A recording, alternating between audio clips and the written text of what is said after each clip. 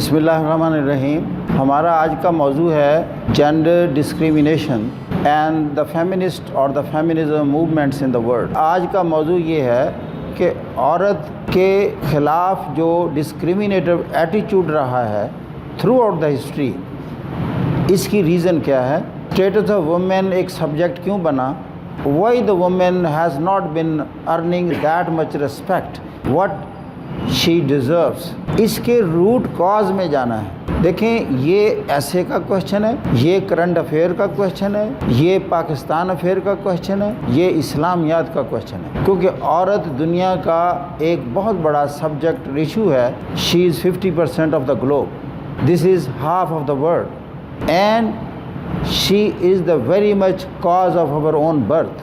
اب اس کے حقوق کیا ہیں، اس کے فرائض کیا ہیں، اس کا سٹیٹس کیا ہے، وہ اتنی کنٹروورشل کیوں رہی ہے؟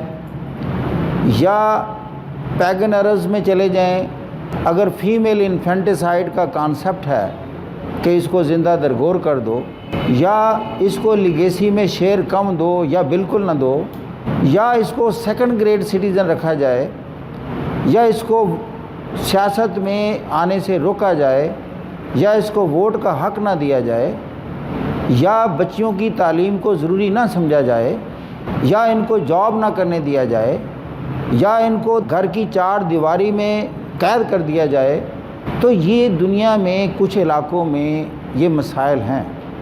اگر جاب میں جاتی ہے تو وہاں اگر ڈسکریمنیٹ کریں کہ she is not equally paid with reference to her counterpart the man, تو دنیا کے یہ مسائل ہیں.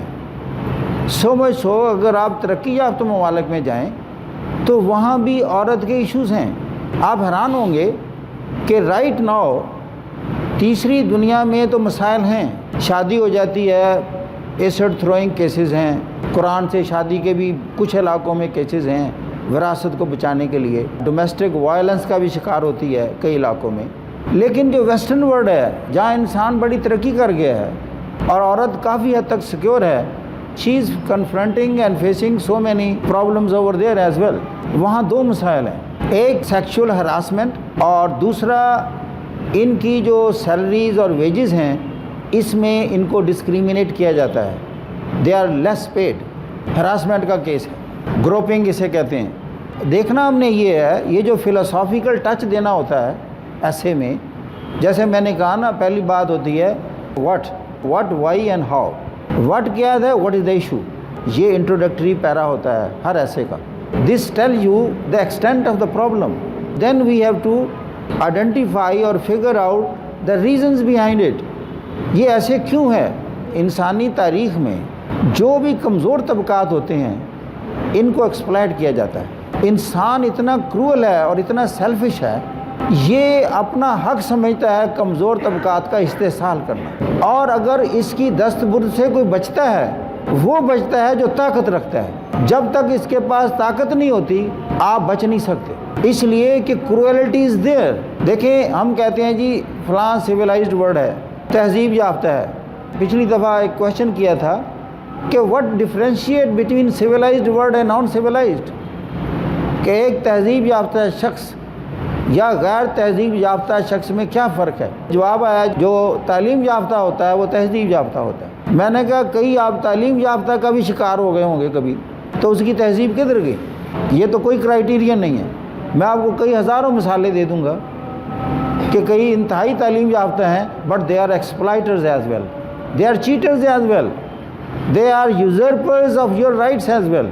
تو پھر بات یہ ہے، تہذیب یافتہ دنیا میں وہ سوسائٹی ہے یا وہ اقوام ہے جہاں کمزور طبقات کی سب سے زیادہ عزت و احترام ہو. جب آپ کمزور طبقات کے لیے کیئرنگ ہو جائیں، جہاں ڈیسٹیچیوٹس مقدم اور محترم ہو جائیں، جہاں عورت، بوڑھے اور بچے محترم اور مقدم ہو جائیں، that is known as the civilized world. ورنہ طاقتور تو حقوق اپنے چھین سکتا ہے. طاقتور نے آج تک کبھی انصاف کا تقاضا نہیں کیا. طاقتور نے کبھی جسٹس نہیں مانگا. جسٹس کس نے مانگا ہے؟ کمزور طبقات نے. لوٹے کون جاتے ہیں؟ کمزور طبقات. اب عورت اور بچے، there is abuse of children. آپ نے یہ لفظ سنا ہے؟ Why? They are the weaker segments of the society. Why there is abuse of women? They are weak. Some time because they pass through certain biological episodes in which they become weak. مرد جو ہے وہ nature کی طرف سے اس episode میں نہیں جاتا. فار ایگزامپل جب عورت مدرہڈ میں جا رہی ہوتی ہے، ایک بیبی کی پرورش کر رہی ہوتی ہے اپنے باڈی کے اندر، تو وہ ایک ویک ایپیسوڈ میں سے گزر رہی ہے. ایون جب she gave birth to a child, اس کو جب فیڈ کر رہی ہے اس وقت بھی وہ کمزور ہے. اس کو نہ صرف اپنا خیال کرنا پڑتا ہے، اس کو انفینٹ کا بھی خیال کرنا پڑتا ہے. اب اس کی لائبلٹیز میں اضافہ ہوتا جا رہا ہے، تو that liabilities are making her weak. Civilized society وہ ہے جو اس کی احترام میں، رسپیکٹ میں اضافہ کرتی جائے. I have seen in the west, aircraft میں بورڈنگ ہونے لگی تھی تو اناؤنسمنٹ ہوئی کہ جو خواتین ہسبینڈ کے بغیر اور بچے اٹھائے ہوئے ہیں سب سے پہلے وہ بورڈ کریں گی. You see this is the word. اور وہ جو ویل چیئر پر ہیں سب سے پہلے ان کو اندر بٹھایا جائے گا احتیاط کے ساتھ. اور جو سیویج سوسائٹی ہے، جو غیر تہذیب یافتہ ہے، وہاں اس کو لائبلٹی سمجھا جاتا ہے. آپ ذرا تصور تو کریں فیمیل انفینٹیسائڈ کا. ان دا پیگن عربس، دور جاہلیت میں عرب تھے نا، خانہ کعبہ میں اتنے بت آپ نے گرائے. پروفٹ اسپوک اگینسٹ دوز کہ یہ خدا نہیں ہے، یہ کچھ نہیں آپ کا نہ سنوار رہے ہیں نہ بگاڑ رہے ہیں. وہ کس کنٹیکسٹ میں کہہ رہے تھے؟ دیکھیں، سوچنے کی صلاحیت پیدا کرو. ضروری نہیں کہ چیز کتابوں میں ہے. سب سے بڑی کتاب یہ چیمبر ہے. جب اس پر زور ڈالیں گے یہ آپ کو جواب بتائے گا. چیپٹر کھلتے ہیں. وہ حضور کو کہہ سکتے تھے کہ جس خدا کا آپ نے تصور پیش کیا، ایسا خدا تو ہمارے پاس بھی ہے. آپ کا اور ہم میں فرق کیا ہے؟ Why you say your god is superior to our god? ہو سکتا ہے نا، رائٹ ناؤ کہہ سکتے ہیں. ہندوازم ہے، بدھزم ہے، کنفیوشس ہے، زرتشت ہے، اور بھی ہیں.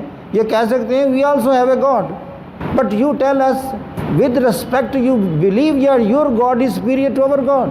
تو میں ایسے سوچنا شروع کیا کہ جو حضور صلی اللہ علیہ وسلم نے جس خدا کا تصور پیش کیا اس کی خوبی کیا تھی اور ان تمام خداؤں سے برتر کیسے ثابت کیا. پھر میں نے کہا یہ سارے جو 360 خدا تھے سوسائٹی میں کیا تبدیلی لائے تھے؟ وہ یہ سارے مل کر عرب میں کیا تبدیلی لائے تھے؟ یہ تبدیلی لائے تھے کہ بچی پیدا ہوتے ہی زندہ درگور کر دی جائے. یہ تبدیلی لائے تھے کہ جوا عام تھا، شراب عام تھی، عورت کی خرید و فروخت ہوتی تھی، قافلوں کو لوٹ لیا جاتا تھا. لیکن جس خدا کا تصور حضور صلی اللہ علیہ وسلم نے کروایا اس میں سب سے پہلے بات کی کہ جی آپ جو عورت، جو لڑکی ہے، یہ اللہ کی رحمت ہے، یہ ہے سپیریئرٹی. وہ اپنے اصولوں کی وجہ سے. اگر اللہ آپ کو بچی دیتا ہے، جیسے 2 بچیاں اگر کسی کو اللہ نے 2 بیٹیاں دیں تو حضور کی بڑی مشہور حدیث ہے کہ اور وہ ان کو پرورش کرے، اچھی تعلیم دے اور شادی کر دے، تو وہ والدین جنت میں میرے ساتھ یوں کھڑے ہوں گے جیسے یہ 2 انگلیاں. اب یعنی اس کی عزت میں اضافہ کیا. پھر مدرہڈ کے کانسیپٹ میں دیکھیں، انہیں کہا جی آپ عورت کو کس اینگل سے دیکھتے ہیں؟ آپ کی تو سوچیں اتنی محدود ہیں. آپ نے اس کو ایک غیر عورت کی نظر میں دیکھا ہے اور اس لیے آپ کی لسٹ اور آپ کی جو خواہشات ہیں بڑی نیگیٹو کریٹ ہوتی ہیں اباؤٹ دیٹ. لیکن اس کے تو مختلف انداز ہیں. کبھی اس اینگل سے کیوں نہیں سوچتے؟ اب ریئلزم میں آ گئے. کبھی سوچا کہ وہ بیٹی بھی ہوتی ہے، وہ بہن بھی ہوتی ہے، وہ ماں بھی ہوتی ہے، وہ آپ کی بیوی بھی ہوتی ہے. یہ چاروں جو اس کے انداز ہیں یہ سارے احترام اور رسپیکٹ کے انداز ہیں. اور یہ کتنی لمیٹڈ سوچ ہے کہ آپ عورت کو ان چاروں ایوینیو سے نکال کر دیکھیں کہ جو گلی میں جا رہی عورت کو اس انداز سے دیکھیں.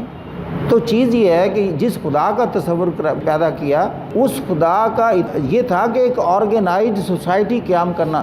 مقصد تھا to create an organized life. دنیا میں ڈسپلن ہو اور خدا کی جتنی بھی کریچر ہے اس کو ایک رسپیکٹیبل سٹیٹس ملے. یہ تو اسلام نے کیا. اب جس دنیا میں اسلام نہیں ہے انہوں نے اپنی ذہن کی سوچ سے، اپنے تجربات سے عورت کو وہ سٹیٹس دیا بلا کر. ویسٹ کی میں بات کرتا ہوں. وہاں تو اب ایک چیز پیدا ہو گئی ہے کہ یہ تو عورت انسان کا ایک روپ ہے.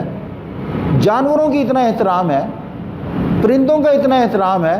وہ تو پتہ نہیں کتنا پیسہ لگا دیتے ہیں اگر کوئی جانور کہیں مصیبت میں گرفتار ہو، اس کو ریسکیو کرنے میں، اس کا ٹریٹمنٹ کرنے میں. آپ نے ڈاکومنٹریز دیکھی ہیں. This is their love and respect for the life. تو یہ تو آپ کا کاؤنٹر پارٹ ہے. سویلائزڈ ورلڈ نے اس کو بیٹر ہاف کے نام پر اس کو ٹائٹل دیا ہے. لیکن اب اس کی کمزوریاں دیکھ کر آپ اس کے حقوق کم کرتے جائیں، اس کی رسپیکٹ میں اضافہ نہ کریں، تو یہ ایک بہت لمیٹڈ اور نامکمل اور غلط سوچ ہے۔ تو یہ میں بتانا چاہتا تھا کہ اس کا روٹ کاز بنیادی یہی ہے کہ یہ آپ سے لڑ نہیں سکے گی، جھگڑ نہیں سکے گی، آپ کے فزیکل انکاؤنٹر نہیں کر سکے گی۔ اگر نہیں کر سکے گی تو آپ اس کو ایکسپلائٹ کریں۔ سو مچ سو ویسٹ کی طرف آتے ہیں، وہ کہتے تھے کہ یہ گھر میں ہوتی ہے، بچے پیدا کرتی ہے، ہسبینڈ کی خدمت کرتی ہے، اس کو سیاست کا پتہ نہیں ہے، دنیا کا پتہ نہیں ہے، تو she was denied the right to vote throughout the world. پھر سفریج موومنٹ چلتی ہے۔ You know that in United States till 1920 the women was not given this right to vote۔ 1920 سے پہلے عورت کو ووٹ کا حق نہیں تھا وہاں، لیکن 1920 تک یہ پڑ چکی تھی۔ اب آتا ہے کہ چینج کیسے، ہاؤ کا جواب دینے لگا ہوں، تبدیلی کیسے آتی ہے۔ یہ نہیں ہے کہ انسان اتنا اچھا ہو گیا، اس کے دل میں آ گیا کہ اب اس کو حق دے دیا جائے۔ نو، دنیا میں بتاؤں سارے حقوق ملتے ہیں آپ کو پروٹیسٹ کی پاور سے، یہ حقائق ہیں۔ انسان نہ کبھی اچھا ہوا ہے ایسے، نہ اچھا ہے اور نہ فیوچر میں ہوگا۔ آپ کو اپنے حقوق طاقت سے، پروٹیسٹ کی پاور سے لینے پڑتے ہیں۔ ان کی موومنٹ چلی تب ان کو ووٹ کا حق ملا۔ سیگریگیشن لا تھا یونائٹڈ اسٹیٹس کی بسوں میں 1955 تک کہ جی black section and white section, protest ہوئے، پھر جا کر ختم ہوا۔ اپارتھائڈ کیا تھا ساؤتھ افریقہ میں، کالوں کے بینچ علیحدہ ہیں، کالوں کے ریلوے کے کمپارٹمنٹس علیحدہ ہیں، کسی وائٹ کمپارٹمنٹ میں کالا داخل نہیں ہو سکتا تھا ساؤتھ افریقہ میں۔ نیلسن منڈیلا نے آواز اٹھائی، 27 سال کے لیے جیل میں دے دیا۔ دس از مین۔